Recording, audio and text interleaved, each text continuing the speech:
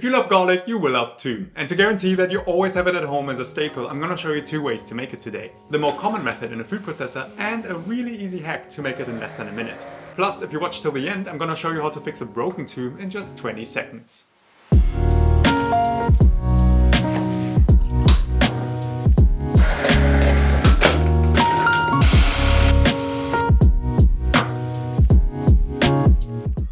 This is the first episode of my series Vegan Cultures.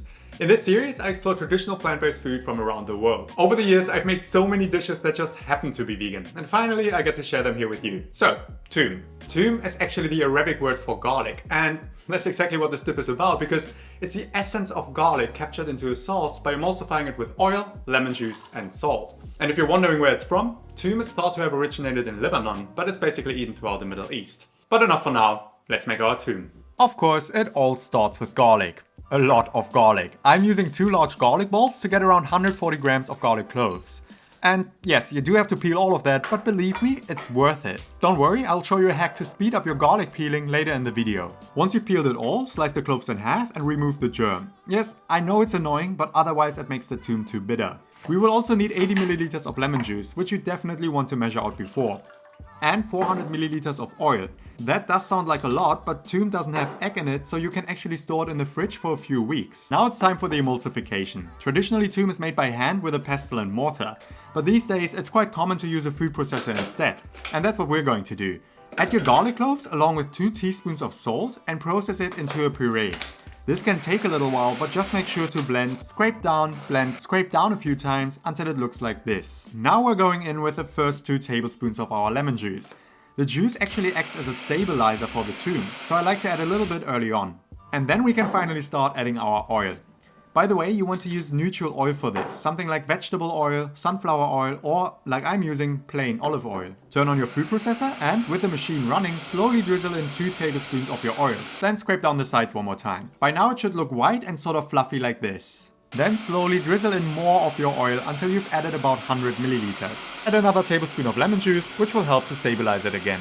This is roughly what it should look like right now. You can see that it's emulsifying because the oil doesn't just gather in a messy puddle on the bottom, but seems to bind together with the garlic. Then continue this way using 100 milliliters of oil to a tablespoon of lemon juice until you've used up all of the liquid.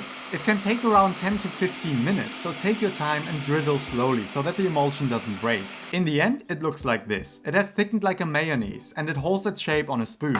And that's how you make Toum in a food processor, naturally emulsified with nothing but garlic, oil, lemon juice and salt. Okay, I know what you're thinking. I don't have time for that, right?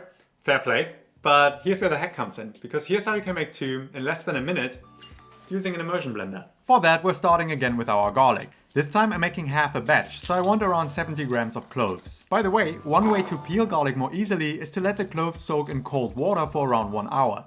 This will dissolve the sticky layer between the skin and the clove and they come off like this. If you're making Toum in a food processor, you want your garlic to be as dry as possible though, so for that it's best to peel it without soaking. Remove the germ again and quarter each half. Then add your garlic to a large jug. This time all of the ingredients are added together, so pour in 40 milliliters of lemon juice, 200 milliliters of olive oil and 1 teaspoon of salt.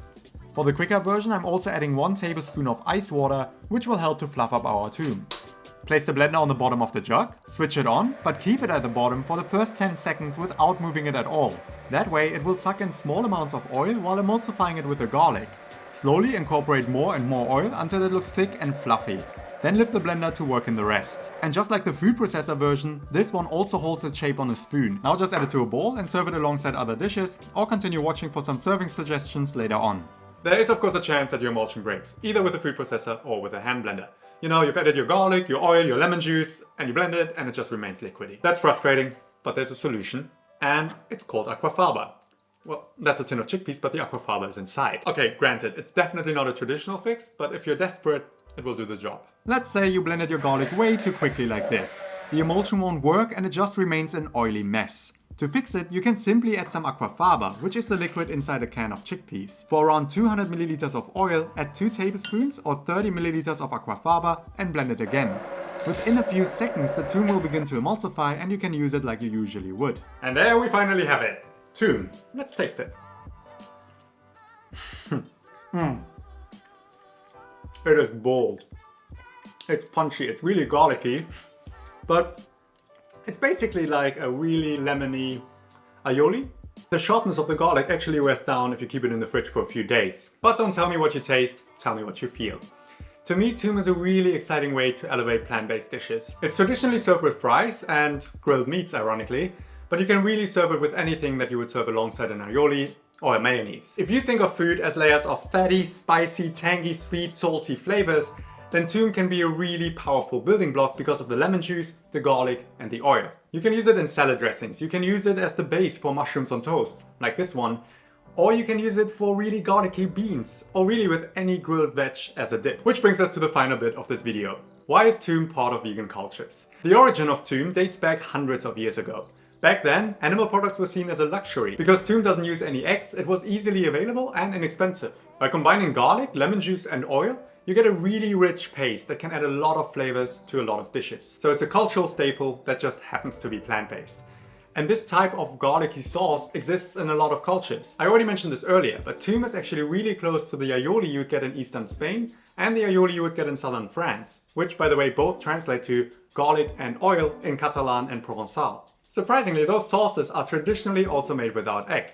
The difference is they might use no or less lemon juice, and they might use extra virgin olive oil instead of a more neutral oil. And that's how you make and fix toum. The link to the recipe is in the description below. Thank you for watching. With your support, I'm hoping to bust the myths of the modern vegan diet by offering a natural, plant-based approach instead. Lots of love, and as always, wunderbar.